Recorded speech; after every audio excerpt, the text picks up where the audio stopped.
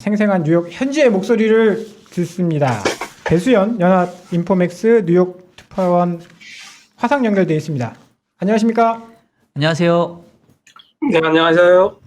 예. 저희가 너무 떠들었죠? 이렇게 연결해 놓고 죄송합니다. 네, 잘 듣고 있습니다. 네, 반가운 얼굴도 많이 봤고요. 예, 네. 두파원님 저희 별명 나중에 하나 지어주세요. 아, 네. 네, 죄송합니다. 오늘 많이 배웠습니다, 또. 네, 네. 네. 빨리 제가 질문 드리겠습니다. 그 앞에도 잠깐 얘기를 했었는데 지금 원래 26일부터 28일 잭슨홀 미팅이 있으려고 했는데 일정이 지금 변경이 좀 생겼죠, 그죠? 정확히 어떻게 바뀐 거죠? 네, 그렇습니다. 이게 원래는 26일부터 28일까지 대면으로 열릴 예정이었습니다. 이게 잭슨홀 심포지엄이 원래는 그 캔사스시티 연방준비은행이 주최하는 중앙은행들의 그런 연례 행사인데요. 이게 원래는 26일부터 그랜드 테턴이라는 그 미국 국립공원에서 대면으로 열릴 예정이었습니다. 근데 이게 델타 변이 확산 등에 대한 우려로 27일 하루로 그리고 온라인으로 개최하겠다고 패스트 조지 캔사스시티 연은 총재께서 전격 발표했고요. 이게 지난 20일 날 발표됐습니다. 그래서 시장이 충분히 알려지지 않은 부분도 좀 있는 것 같고요. 잭슨홀 심포지엄을 조금 설명을 드리면 이게 1982년 그 와이오밍주 산악휴양진 잭슨홀시에서 매년 개최되는 그런 회의입니다. 그래서 잭슨홀 회의라고도 하는데요. 지금 학술적 성격이 있지만 이 회의를 통해서 그동안 특히 미국 연준의 주요 정책들이 발표돼서 글로벌 투자자들이 이목이 집중되는 그런 행사입니다. 네, 질문 네. 하시죠. 그러면 아무래도 지금 최근에 테이퍼링 이슈 이런 것들 때문에 정책에 대한 힌트를 내줄 수 있는 데가 FOMC라든지 잭슨홀 미팅 이런 거라고 생각을 하는데 최근에 잭슨홀 미팅이 관심을 좀 많이 받고 있는 이유 그리고 과거에는 또 여기서 어떤 굵직굵직한 뭐 발표들이 있었지 않습니까? 그런 것들에 대해서도 좀 한번 설명을 해주시죠. 네, 지금 일단 그 제롬 파월 의장이 27일 키노트 스피치를 이제 온라인으로 이제 개최하실 텐데요.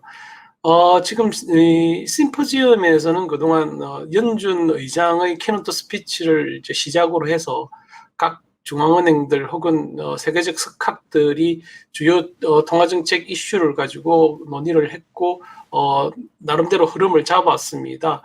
그래서 이번에도 지금 그 제롬 파월 의장이 키노트 스피치를 통해서 테이퍼링에 대한 일정 정도의 시그널을 주지 않겠나 하는 그런 기대가 있었는데요. 이 왜 이러냐면 앞서도 제가 지난번에 한번 말씀드린 것 같은데 그 글로벌 금융위기 직후에 벤 버냉키 전 페드 의장이 2010년에 2차 양적 완화를 발표한 것도 잭슨홀 미팅이었고요. 다음에 2012년에 3차 양적 완화 시행의 가능성을 시사한 것도 잭슨홀 미팅이었습니다. 그리고 가장 최근에는 제롬 파월 연준 의장께서 유연한 형태의 평균 물가 목표제, 그동안 저희들이 들어보지도 못했던 그런 새로운 통화정책 기조를 소개한 것도 지난해 바로 이맘때였던 그런 잭슨홀 미팅이었습니다. 당시에 이게 상당히 이슈가 됐었는데요. 채권 애널리스트인 박종현 박사께서 더 잘 아시겠지만 통화정책 당국은 그동안 선제적 통화정책, 선제적이라는 말을 항상 그 금과 억조로 여겨왔었습니다. 근데 그 평균 물가 목표제라는 건 후행적 관리라는 의미거든요. 그래서 당시에도 상당한 이슈를 줬던 그런 통화정책 변화였습니다. 그래서 이번에도 제롬 파월 의장이 잭슨홀 미팅 키노트 스피치를 통해서 일정 정도 시그널을 줄 게 아니냐 하는 그런 기대가 있었던 건 사실입니다. 근데 최근 들어서 이 기대가 약간 변형되고 그게 금융시장에 일부 반영되고 있는 것 같습니다. 그 사실 최근에 조정의 시발점을 생각해 보면은 7월 FOMC 의사록에서 당시에 파월 의장의 약간 그 톤과 다르게 조기 테이퍼링 얘기들이 많이 나왔잖아요. 그래서 시장도 좀 놀랬던 것 같은데 또 지난주 금요일에는 계속 얘기하지만 그 로버트 카플란 강성 매파의 수장이라고 할 수 있는 요 분이 또 약간 톤을 바꿨단 말이에요. 그러면서 네네. 이게 잭슨홀 미팅도 하루로 이제 단축이 되니까 그러면은 별거 없이 그냥 넘어가는 거 아니야? 테이퍼링에 대한 얘기를 못 하는 거 아니야? 뭐 이런 시각도 있던데 혹시 연준 내에서 약간 테이퍼링에 대해서 지금 의지가 좀 약화되는 그런 징후들 보이는 게 있을까요? 방금 정리를 잘 해주셨는데요. 지금 당초에는 7월 그 연방공개시장위원회 의사록이 공개되면서 테이퍼링의 시작 시점이 당초 내년 초에서 11월 달로 당겨지는 게 아니냐. 그래서 뱅크 오브 아메리카는 11월 달로 당겼고 ING 같은 데는 뭐 심지어 10월 달에 실시될 수도 있다라고 주장을 했었는데요. 이게 지난 주말을 기점으로 분위기가 좀 바뀌었습니다. 대표적인 연준 내에서도 대표적인 매파 위원인 로버트 카플란 댈러스 연은 총재께서 원래는 9월에 발표하고 10월에 이제 테이퍼링 시작해야 된다고 이야기를 했었는데 델타 변이 바이러스가 좀 심상치 않다. 그래서 최근에 이게 경제 지표 둔화로 좀 이어질 조짐을 보이고 있어서 좀 지켜봐야 되겠다. 적어도 9월 FOMC까지는 델타 변이 바이러스의 영향을 좀 지켜보겠다라고 말씀을 하셨습니다. 그래서 이걸 보고 금융시장은 연준의 테이퍼링이 당초 우려했던 것보다는 그렇게 앞당겨지지 않을 수도 있다. 그 기대를 바탕으로 위험 선호 심리가 지금 강화됐고요. 그에 따른 영향으로 최근에 주가 상승도 일부 견인된 것 같습니다. 아울러서 지금 제롬 파월 의장도 이런 분위기를 감지해서 이번에 명확한 시그널을 주지는 않을 것 같다. 특히나 그 최근에 금방 말씀하셨던 잭슨홀 미팅 일정이 전격적으로 변경됐지 않습니까? 이게 그만큼 연준이 델타 변이 바이러스를 확산을 엄중하게 본다는 방증일 수도 있어서 이 부분이 일정 정도 시그널이 되지 않겠나 하는 그런 시장의 풀이가 있습니다. 네, 그리고 이번 주에 중요한 지표 중에 근원 개인 소비 지출 가격 지수가 발표되죠. 지금 6월 달에 네네. 3.5% 나와서 좀 걱정이 커졌는데 사실 테이퍼링도 뭐 금리라든지 이런 것들 이제 인플레이션과도 관련이 많은데 7월은 지금 어떻게 예상하고 있습니까? 네, 지금 일단 6월 달에 3.5% 나와서 30년 내 최고치를 경신한 바 있고요. 그리고 GDP 속보치는 6.5%를 기록했었습니다, 2분기에. 이게 이제 월간은 2분기에 이제 한 6.6%로 상향 수정되고, 7월 PC는 아마 3.6% 정도에 이를 거라고 보고 있습니다. 관련해서 PC는 무엇이고 CPI는 무엇인지 우리 투자자들이 잘 아시겠지만 잠깐 설명드리면 PC는 Private Consumption Expenditure의 줄임말이고요.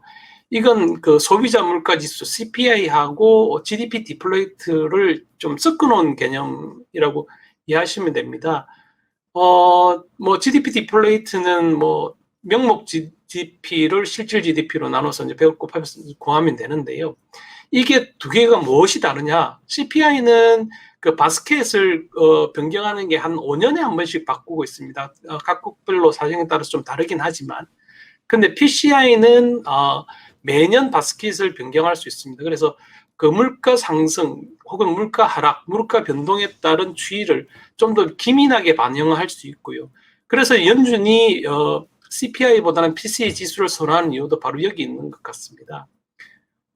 관련해서 최근 제가 이제 골드만삭스 이코노미스트인 데이비드 메이크리라는 분하고 화상으로 좀 뵙고 여러 가지 이야기를 좀 들은 게 있는데요.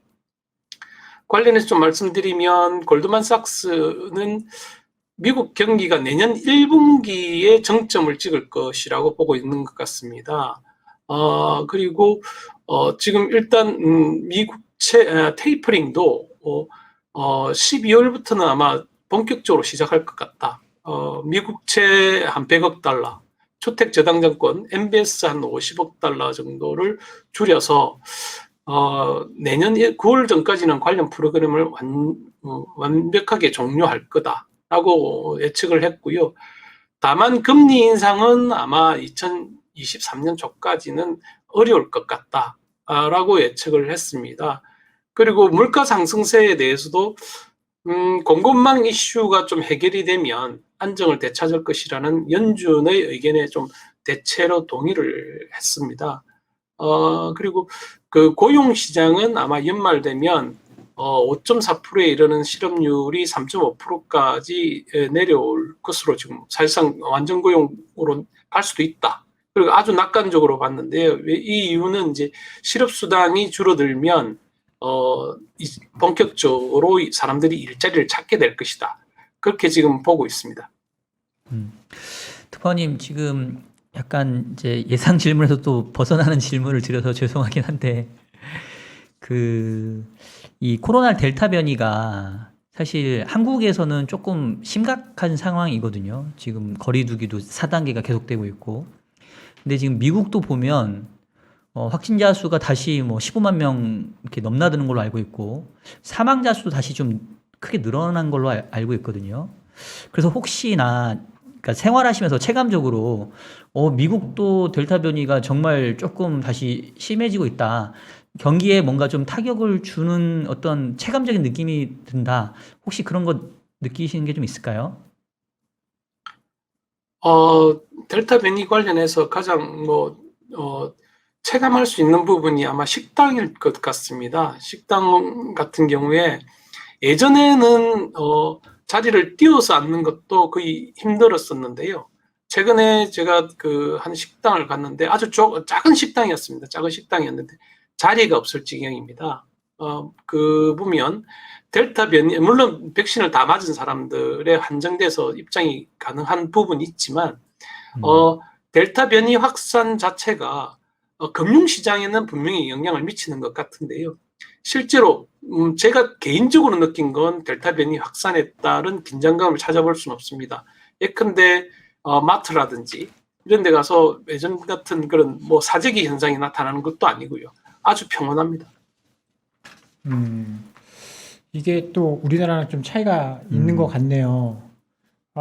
네, 그 부분은 아무래도 뉴욕, 뉴저지는 기타 다른 주에 비해서도 좀 백신 접종 비율이 좀 높은 부분도 있을 것이고요. 그리고 앞으로 이제 화이자 같은 경우에는 의무 접종에 대한 기대까지 지금 고개를 들고 있지 않습니까? 그래서 이 부분 등등이 어우러져서 특히 뉴욕하고 뉴저지 일대는 델타 변이 바이러스 확산에 따라서 실질적으로 일부 타격은 있을 것 같습니다만 실제적으로 큰 타격은 없는 것으로 지금 일단 저는 느끼고 있고요. 근데 경제 지표는 좀 다른 것 같습니다. 교통당국에 따르면 이동량은 한 10% 정도 줄어들고 있다라고 하는 부분이 있고요. 당장에 이제 잭슨홀 미팅 특수를 기대했던 잭슨홀 일대 포시즌 호텔이라는 고급 호텔 등은 예약 취소 사태가 잇따르면서 좀 일부 타격을 받고 있는 것 같습니다. 이런 부분 등이 아마 일부 타격은 있겠지만 예전에 팬데믹 초기 같은 그런 타격은 우려하지 않는 것 같습니다. 이게 기사나 이런 거를 보게 되면 좀 공포감이 있는데 또 특파원님 말씀 들어보니까 미국은 크게 걱정 안 해도 될 것 같다는 생각이 들고요. 그러니까 이게 진짜 이 뉴욕은 지금 이 3부 코너에 아주 장점인 것 같아요. 그러면 하나 또 현지의 어떤 분위기 한번 여쭤볼게요. 지금 미국이 이제 물가에 대한 얘기를 계속 하고 있는데 유가가 최근에 조금 고점 대비 많이 하락을 했잖아요. 그러니까 미국 물가에 최근에 중고차 가격이 영향을 주고 있긴 하지만은 어쨌든 간에 유가가 차지하는 비중이 클 텐데 혹시 특파원님 실제로 주유해 보시면 기름값이 좀 어떻게 내렸나요? 미국은? 이건 미국이나 한국이나 같을 것 같은데요. 오를 때는 급속하게 아주 실시간으로 반영하고 내리는 건 한참 한 박자 늦게 반영하지 않습니까? 미국도 마찬가지인 것 같습니다. 이게 제가 처음 왔을 때 갤런당 $2가 안 됐습니다. 싸게 주입하면 1.9달러대 선에서 주유가 가능했는데요. 지금 갤런당 3달러 이하를 찾기가 힘듭니다. 3.15달러, 어떤 데는 뭐 3.2달러를 넘어서기도 하는데요. 이런 유가가 좀처럼 내려서지를 않고 있습니다. 지금 국제 유가가 연동돼야 될 텐데 그런 부분 아직까지 관측되지 않고 있습니다. 유가는 여전히 높습니다. 예, 저만 질문드리기 죄송해서 네. 그 구독자 여러분들 혹시 우리 배수연 특파원님께 여쭤볼 말씀 있으면 질문 주시면 제가 대신 여쭤봐드리겠고요.